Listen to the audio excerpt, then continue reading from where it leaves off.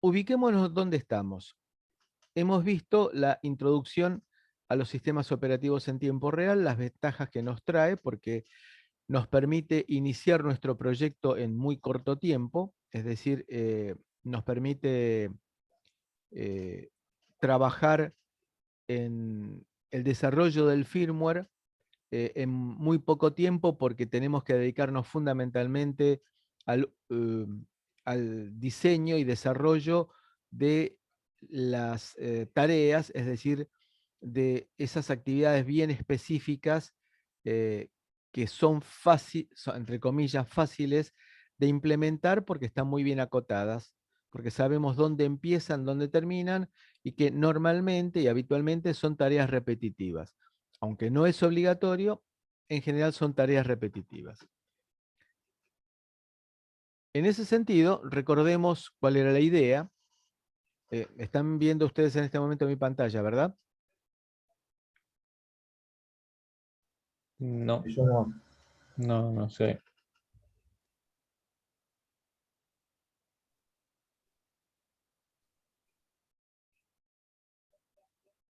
No, yo tampoco. Bueno, a ver.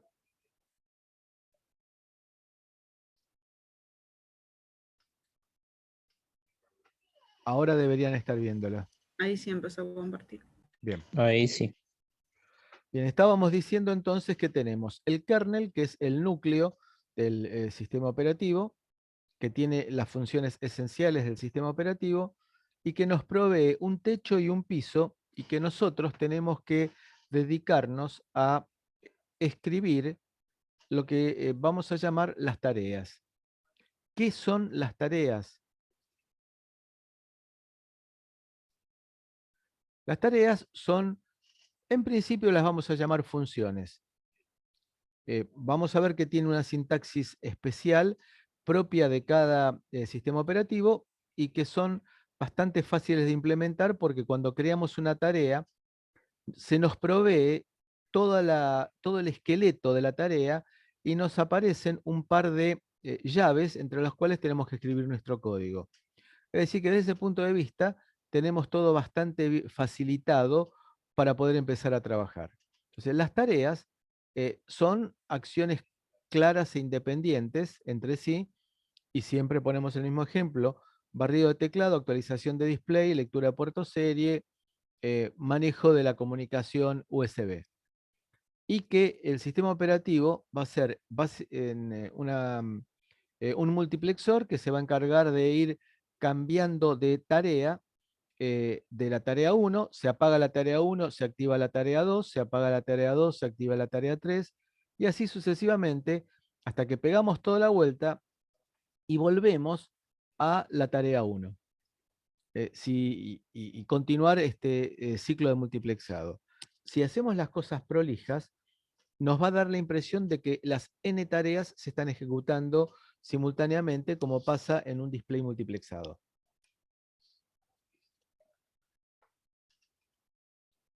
Con esto, lo que decimos que el sistema operativo nos da la facilidad como para que nosotros podamos que nosotros podamos ejecutar múltiples tareas en un procesador que tiene un solo núcleo, como en nuestro caso, pero con la facilidad de tener las tareas bien acotadas y que nos dé la impresión de que estaban haciendo todas esas tareas en forma simultánea. Vamos a llegar a la parte que nosotros estamos... Bueno, las tareas van a ser... Las tareas pueden ser tareas a nivel de loop, que tienen una parte de inicialización y luego entran en un loop perpetuo, barrido de teclado, por ejemplo, eh, actualización de display, por ejemplo, que siempre se van a estar actualizando, pero no significa que se estén actualizando en cada ciclo de barrido, porque no tiene sentido que yo pierda tiempo leyendo el teclado cada milisegundo, porque el tiempo de respuesta de las teclas es lo suficientemente largo para que yo barra el teclado, por ejemplo, cada 20 milisegundos, que es una cifra mágica producto de muchos años de experiencia. Así que 20 milisegundos de tiempo de barrido es un tiempo razonable. Es decir, que habrá, si hacemos nosotros que cada barrido se haga cada milisegundo, habrá 19 barridos en los cuales no estaré leyendo el teclado, porque no se justifica, y de esa manera pueda dedicar la ejecución del procesador a otras tareas, o bien que pueda dedicar que el ahorro de energía del procesador pasándolo al estado de baja energía porque no tengo otra cosa que hacer. También vamos a tener tareas que sean lineales, que tienen principio y fin. Hay una parte de inicialización y una parte de inicio y fin. Por ejemplo, tareas que las tengo que hacer en forma muy esporádica, cada media hora. Me conviene entonces, por razones de economía de recurso memoria, por economía de tiempo, porque voy a sacar del multiplexado una tarea que me va a dar durante 14 minutos y 59 segundos y pico, me va a decir que no tiene nada que hacer, es decir, perdón, cada 29 minutos, 59 segundos y pico, que no tiene nada que hacer, es decir, que voy a estar perdiendo tiempo en preguntarle si tiene alguna novedad cuando no la tiene, porque no tiene nada que transmitir, nada que recibir, porque dijimos que se activa cada media hora. Entonces, en ese caso, me conviene borrar esa tarea, liberar RAM y también economizar energía, porque el tiempo en que pasaría por esa tarea y preguntarle si tiene alguna novedad y que me conteste que no tiene ninguna novedad, es tiempo que estoy eh, ahorrando energía. Es decir, si yo saco la tarea, voy a ponerme a ahorrar energía más rápido. Si bien entonces es poco frecuente, existe la posibilidad de que una tarea la cree, luego la elimine y posteriormente, cuando la vuelva a necesitar, la vuelva a crear. Entonces, este es el esquema de las tareas y cómo es que se posicionan en el concepto de periodicidad de las tareas. Las tareas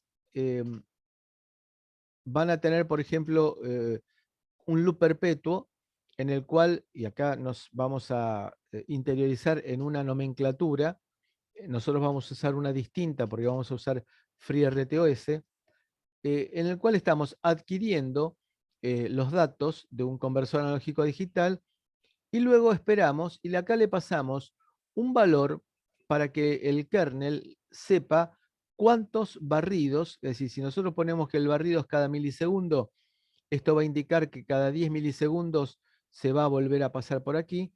Este OS Time Delay le dice al sistema operativo, volveme a ejecutar dentro de 10 milisegundos. Y fíjense que esto es algo cooperativo, porque le estoy diciendo, sistema operativo, yo no tengo nada que hacer hasta dentro de 10 milisegundos. No pierdas tiempo conmigo, sácame de la actividad. No me quedo en un loop perdiendo tiempo, sino que le digo al sistema operativo, durante 10 milisegundos, dedícate a hacer otra cosa y vení a atenderme nuevamente dentro de 10 milisegundos. Esta es la lectura del conversor y esta es la directiva que se le da al sistema operativo. Acá que quede claro que esta es una tarea, la sintaxis que usamos acá es para marcar que esto es una aplicación escrita por el usuario y que este es un pedido a una API que me provee el sistema operativo y que se interpreta en esta sintaxis con un OS adelante para decir que esta es una función del sistema operativo. Puede darse el caso en que haya una tarea que este es el caso del detector de nivel de un tanque, por ejemplo, de un fluido en un tanque, que una vez que se hizo, como se va a necesitar arrancar la bomba del tanque dentro de 6 horas, 8 horas, no tiene sentido que esta tarea siga vigente, por lo cual le decimos, sistema operativo, borra esta tarea. Y acá le voy a pasar los parámetros que necesita el sistema operativo para borrar esta tarea. Dentro de 6 horas, 8 horas, se volverá a crear esta tarea y se la volverá a ejecutar. Bueno, vamos a la parte de creación de las tareas. Entonces, yo voy a escribir mis tareas. Voy a tener la tarea 1, la tarea 2, la tarea n, que será barrido de teclado, actualización de display, etc. Esta la voy a tener que escribir yo. Las tareas 1, 2, 3, n. Entonces, ¿cómo es que funciona esto? Primero se arranca el sistema operativo, se inicia el sistema operativo, que se va a encargar de inicializar el PLL, los timers, los periféricos que hagan falta. Se crearán las tareas, quiere significar crear las tareas, ponerlas en el multiplexor. Y luego, lo que aparece al final de esta página es que se arranca el multiplexor. Acá tenemos, por ejemplo, para el caso del FreeRTOS, que va a ser el sistema operativo que nosotros vamos a utilizar, esta es sintaxis propia, que lo que hace es, acá vemos, fíjense que hay un loop perpetuo. ¿Sí? Entre esta llave y esta llave hay un loop perpetuo, que lo que hace es imprimir, sacar sobre la pantalla de depuración, sacar el nombre de la tarea. Entonces, si yo tengo esto, es decir, es muy habitual de que se utilice el print string para debugging, para ir sacando dentro del entorno de desarrollo mensajitos que me dicen, estoy ejecutando la tarea 1, estoy ejecutando la tarea 2, estoy ejecutando la tarea 3. O, si yo quiero, estoy barriendo teclado, estoy actualizando display y así sucesivamente. Y acá lo que tenemos es un loop, una demora. Entonces, esta es la sintaxis que vamos a utilizar.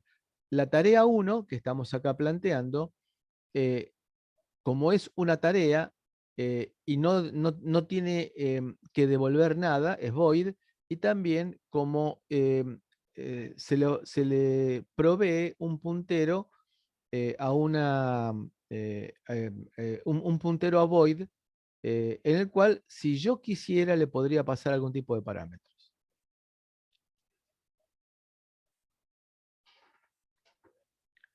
Vamos a la parte nueva. La parte nueva del tema es los bloques de control de las tareas o de los hilos. Este TCB lo pueden interpretar de acuerdo con distintos autores o bien como Task Control Block, bloque de control de las tareas, o Thread Control Block, bloque de control de los hilos. Esta es la historia de cada una de las tareas dentro de las estructuras que maneja el sistema operativo. Entonces, cuando se crea la tarea, se crea el Task Control Block. Este Task Control Block, y también ahí depende de cómo lo fabrique cada diseñador, este Task Control Block podrá representar el funcionamiento de la tarea, indicando, si bien lo que viene a continuación lo decide cada diseñador de sistema operativo, el estado actual de la tarea va a tener. Esto es obligatorio, sí. El estado actual de la tarea significa si está ejecutándose, si está ready, si está esperando por algo. Y esto es útil porque muchos sistemas operativos ponen, por ejemplo, todas las tareas que estén libres, una a continuación de la otra. Es decir, cuando digo ponen una a continuación de la otra, significa que reordenan los Task Control Block de todas las tareas que estén listas para ser ejecutadas, una a continuación de la otra, pero ya ordenándolas por prioridad. para que en el momento que haya que conmutar de tarea, ya se sepa cuál es la próxima tarea que se tiene que ejecutar. Así que no se pierda tiempo haciendo el orden en el momento en el cual se tiene que producir lo que vamos a llamar en un ratito el cambio de contexto. ¿Alguna pregunta hasta aquí?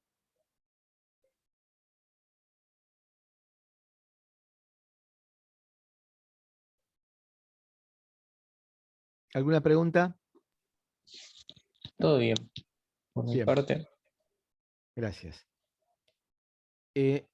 Entonces, el diseñador del sistema operativo, cuando no tiene nada que hacer, podrá hacer tareas administrativas, como por ejemplo, dedicarse a ordenar por prioridades, si trabajamos con prioridades, las tareas a través de su Task Control Block, las tareas de acuerdo con los requerimientos de máxima prioridad en primer lugar, de manera de tenerlo ya preparado y ordenado para el caso, para el momento en el cual se tenga que cambiar de tarea. Va a aparecer también ahí la identificación de cada tarea. Si nosotros hacemos Control Alt Del en Windows, vamos a ver, tenemos la opción de ver cuáles son las tareas que se están ejecutando. Y ahí las tareas me van a aparecer con un nombre, simplemente para que lo entienda el ser humano, y al costadito un número de identificación. Lo que le interesa al sistema operativo es, en realidad, el número de identificación. Cuando se crea la tarea, se le da a cada tarea un número, un orden. Ese número, ese orden, va a ser lo que va a utilizar el sistema operativo para tomar decisiones sobre la tarea. El nombre es solamente para que aquel que quiere mirar el estado de ejecución sepa que hay una tarea que está llevándose la mayor parte del tiempo de la CPU o el mayor tiempo del acceso al disco o lo que fuera de ese tipo. Después va a venir la prioridad de la tarea, en el cual puede haber distintas prioridades o todas las tareas pueden tener prioridades, como vamos a ver enseguida. Después, recuerden ustedes que cada tarea tiene su propio stack, su propia pila. Ahí tendrá las variables locales y ahí tendrán también el estado de los registros que se guardaron la última vez que se sacó la tarea de ejecución. Vamos a ver enseguida una animación bastante ejemplificativa sobre esto. Entonces nos va a mostrar la pila, el tamaño de la pila y dónde está el stack pointer. Y después un conjunto de identificaciones para la parte de debug, por ejemplo, mensajes, el nombre de la tarea, etcétera, etcétera, etcétera. Eso va a estar en el TCB propio de cada tarea. Acá tenemos, por ejemplo, un caso, una interpretación. El número de identificación de la tarea, el estado de la tarea, después señales, eventos, memoria compartida y las variables del sistema. Cada tarea entonces tendrá su TCB y el stack pointer se va a encargar de apuntar a la pila en donde van a estar los registros, significa la copia del estado de los registros la última vez que se sacó a la tarea de ejecución. Y luego tendremos el resto de la pila, en el cual habrá variables locales, en el cual habrá algún mensaje que nosotros querramos guardar para enviárselo después a alguna tarea, habrá alguna cola, etc. Nos concentramos ahora un ratito en este mapa. Habíamos dicho en la clase anterior que para algunos autores, entre ellos, por ejemplo, el amigo Richard Barry, autor y dueño de FreeRTOS, Barry dice de que las tareas se pueden dividir en dos grandes grupos, running y not running. La verdad que es muy poco explícito en eso. Después hace una nueva consideración y aparecen otros estados más. Pero a nosotros lo que nos interesa ver aquí es que tenemos estado running, estado pending, ready, que eso más o menos tenemos idea, interrupted, novedad, y dormant. Y eso también es novedad. nosotros vamos a tener una sola tarea que esté ejecutándose porque tenemos un procesador que es mononúcleo. Vamos a tener todo un conjunto de tareas que están listas para ser ejecutadas. Significa que están preparadas para ser ejecutadas, que no están esperando ningún recurso del exterior, que no están en condiciones atípicas de funcionamiento, es decir, que están esperando algún parámetro, algún recurso, y que cuando existan las condiciones, pueden pasar a ejecutarse. ¿Cuáles son las condiciones? Las condiciones son, en primer lugar, que la tarea que está ejecutándose diga voluntariamente paro de ejecutarme. Como vimos recién del OS Time Delay. Ahí, en forma voluntaria, la tarea dice, terminé de ejecutarme, ya obtuve el dato del conversor analógico digital, me duermo por 10 milisegundos.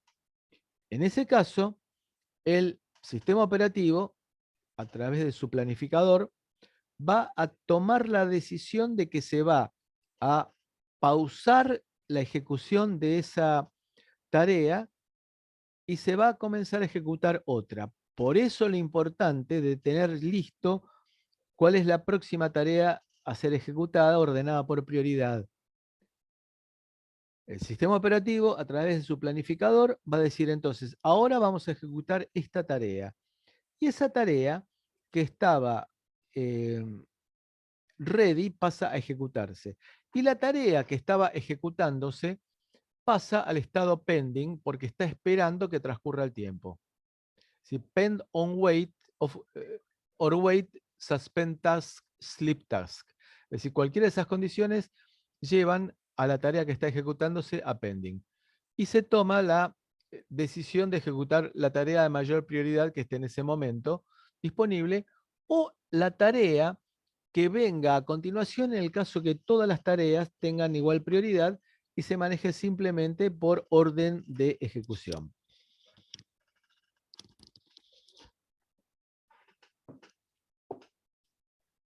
También se va a producir un cambio, se llama cambio de contexto, el hecho de conmutar de tarea. El contexto va a estar formado por los registros más las variables, entonces el cambio de contexto será cambiar el valor de los registros y cambiar de variables que estén disponibles. Esa conmutación se va a dar cuando cambie, o el análisis se va a dar cuando cambie alguno de los objetos del sistema operativo. ¿Qué son los objetos del sistema operativo? Que cambie alguna cola, que cambie el estado de alguna tarea, o que se esté esperando por algún evento que transcurra a tiempo, que llegue un dato del conversor analógico a digital, que llegue algún dato del puerto serie, etc. Eso es el cambio de alguno de los objetos del sistema operativo. Eso produce como un sacudón. Entonces, imaginemos de que tenemos un carro con melones. Un sacudón del carro produce el reacomodamiento de los melones. El sacudón es el cambio en algún objeto, que se llene alguna cola, que algún semáforo, que es el nombre que le vamos a dar nosotros a lo que hasta ahora eran flags, todo eso produce una conmutación, un sacudón, y hace que el planificador diga, uy, a ver qué fue lo que cambió. Uy, una tarea que estaba pending pasó a estar ready, porque transcurrió el tiempo o porque le llegó el dato que estaba esperando. Ah, y esta tarea es de alta prioridad. Bueno, sacamos a la tarea que se está ejecutando hasta ahora y pasamos a ejecutar la tarea de mayor prioridad que acaba de estar siendo ready. Luego, tenemos también la posibilidad de que haya tareas que desde running se las diga, la borro. Entonces, si hago un delete task, la tarea que estaba ejecutándose pasa a lo que se llama el estado dormant. todas las tareas, cuando arranca el sistema operativo, están en el estado dormant. Dormant significa dormido. Dormant significa aún no fue creado. La tengo en la memoria flash, pero todavía no está puesta en el multiplexor. Para ponerlo en el multiplexor, tengo que sacarlo de la memoria flash, entre comillas, sacarlo de la memoria flash, y crear la tarea, como hemos visto recién y como vamos a ver en la práctica, pasarla al estado ready, y luego, cuando sea su momento, pasar a la ejecución. Entonces, las tareas que aún no fueron creadas o las tareas que fueron borradas se encuentran dormant. Están ahí en la memoria flash, pasivas. Entonces, se va a crear la tarea, se va a poner la tarea cuando se crea en el estado ready, y que quedan entonces compitiendo por la ejecución en el microcontrolador. Para entender esta última que nos queda, este último estado que nos queda, supongamos que tenemos una tarea que está ejecutándose y aparece un pedido de interrupción asociado con una tarea. Entonces, la tarea que se estaba ejecutando pasa a un estado que es interrupted. El estado interrupted quiere significar que está pendiente de terminar de ejecutarse. Cuando se termina de ejecutar la rutina de atención de interrupción, la tarea rutina de atención de interrupción, se retoma la tarea que fue interrupted. Fíjense que la idea de crear este estado aquí nuevo es porque no quiero que, porque una opción podría ser que una tarea que está running y aparece una interrupción, la mando al estado ready. Pero si la mando al estado ready, la pongo a competir con las otras tareas. Y lo que yo quiero es que, como la interrupción es asincrónica, aperiódica, imprevisible, yo lo que quiero es que vuelva a ejecutarse cuando termina la tarea de atención de interrupción, vuelva a ejecutarse la tarea que estaba hasta ese momento en ejecución. Entonces, creo este nuevo estado interrupted. Entonces, veamos el resumen. Podemos tener 5 estados posibles. En nuestro caso, como tenemos un procesador mononúcleo, hay una sola tarea ejecutándose. Si varias tareas están en condiciones de ser ejecutadas, se pondrán en el estado ready y que quedarán a disposición del planificador, que va a decidir con algún algoritmo, con algún criterio, cuál es la próxima tarea a ser ejecutada, cuando se den las condiciones como para pausar la ejecución de la rutina actual. Pendientes son aquellas que están esperando por algo, y que cuando ese algo transcurra, va a pasar al estado ready. Luego tenemos también el estado dormant, en el cual las tareas aún no han sido creadas o las tareas han sido borradas. Están en la memoria flash del microcontrolador, pero están pasivas. Es decir, es como tener un libro en la biblioteca que no lo leí nunca. Cuando aparece entonces un pedido de interrupción, la tarea que se estaba ejecutando pasa al estado interrupted, y también este sistema, esta idea, está manejada todo por el planificador, scheduler, que es tan eficiente, mejor dicho, el sistema operativo va a ser tan eficiente como eficiente sea el planificador. Si el planificador es una porquería, el sistema operativo va a ser una porquería sin lugar a dudas. El contexto es el conjunto de contador de programa, puntero a la pila, registros del microcontrolador y valores propios que están en la pila. El planificador es lo que llamamos scheduler, es el que establece, el que manda, el que ordena la ejecución. Y el dispatcher es el encargado de cumplir con lo que diga el planificador. Volviendo a la película del Padrino, el planificador es el mafioso, el que decide qué se tiene que hacer.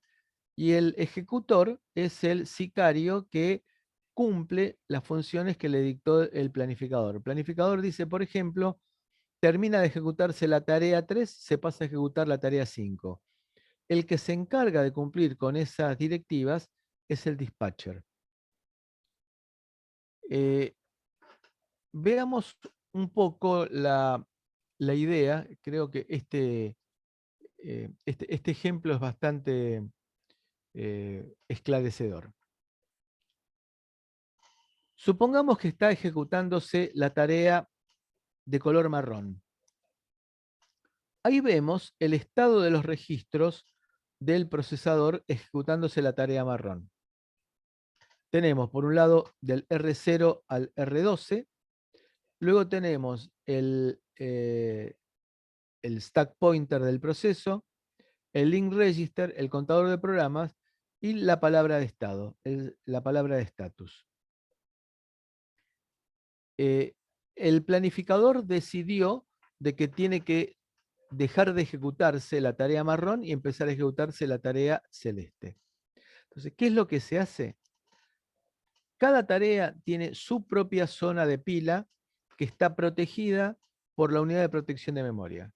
Es decir, la unidad de protección de memoria va a decir que la tarea 1 tendrá una zona de memoria disponible y no podrá acceder al resto de la memoria, con lo cual protege los datos de todas las demás tareas.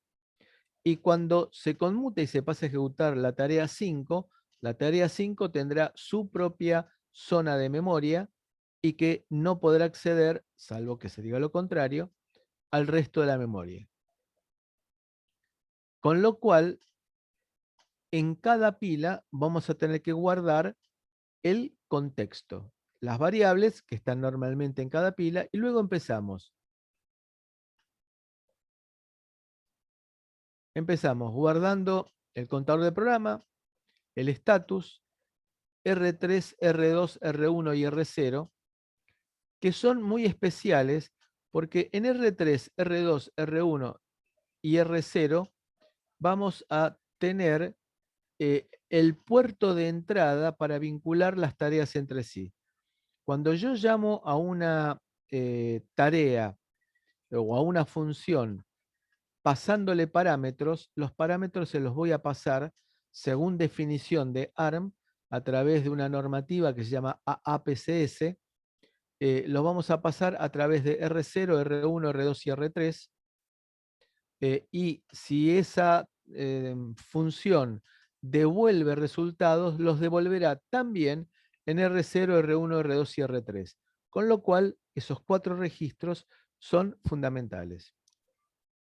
También R12 es el que se llama normalmente Scratch Register o registro borrador, en el cual voy haciendo anotaciones, por lo cual R12 tiene un valor adicional y por ese motivo fue que recién vimos que se lo había salvado también. Seguimos. Guardamos R11, R10, R9 y así sucesivamente hasta R5. Y R4, perdón, hasta R4.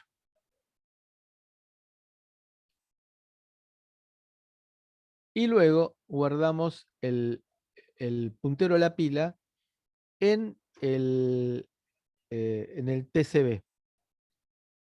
Y ahora empezamos a cargar los registros en celeste. Traemos del TCB el puntero a la pila de la tarea celeste y empezamos ahora R4, R5, R6. Fíjense que los estamos restaurando en el orden inverso que los fuimos guardando. Entonces estamos copiando ahora desde el R4 al R11, luego el link register, R12 y R0 hasta R3.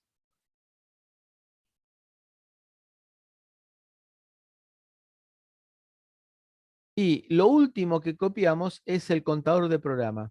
Porque claro, al copiar el contador de programa, lo que hacemos es pasar a ejecutar la rutina, la tarea celeste, en el estado que había sido dejado anteriormente. Entonces, eso es lo que hacemos como cambio de contexto. Es decir, la imagen que nos damos es que el cambio de contexto significa sacar un microcontrolador marrón, entre comillas, y conectar un microcontrolador celeste. Si hago las cosas prolijamente, me va a dar la impresión de que cambié el micro.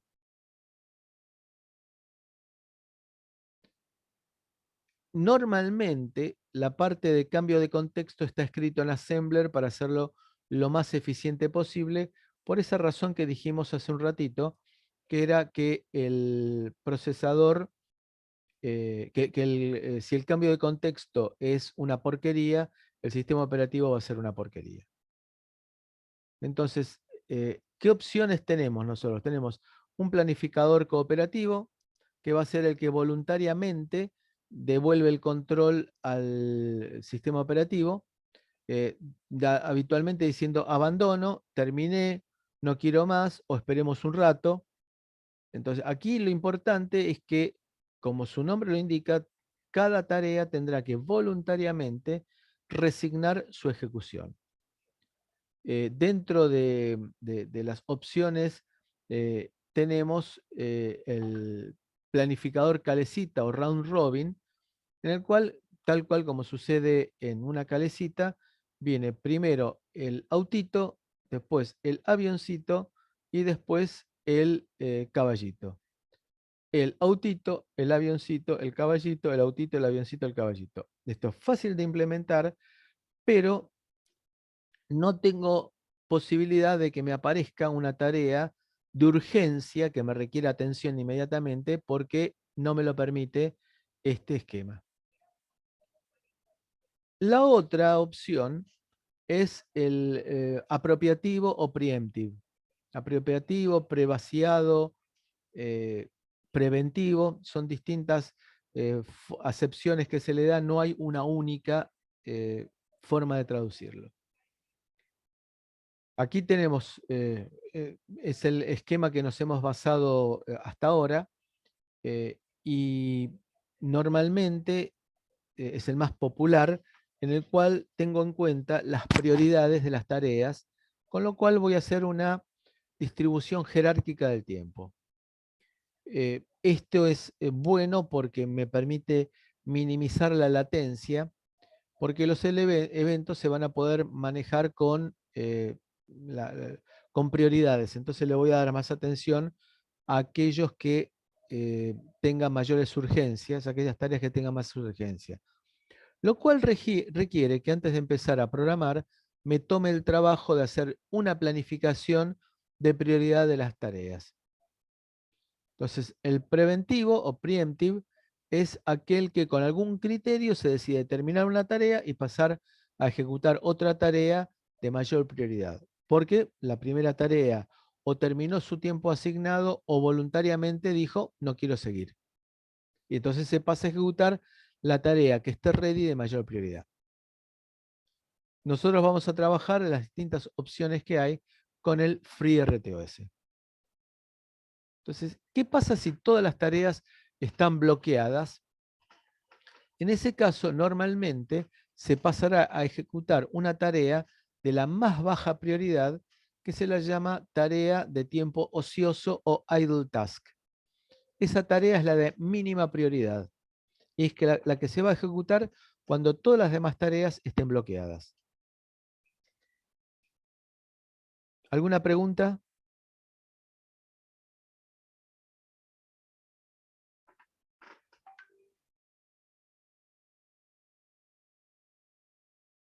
Yo por mi parte ninguno.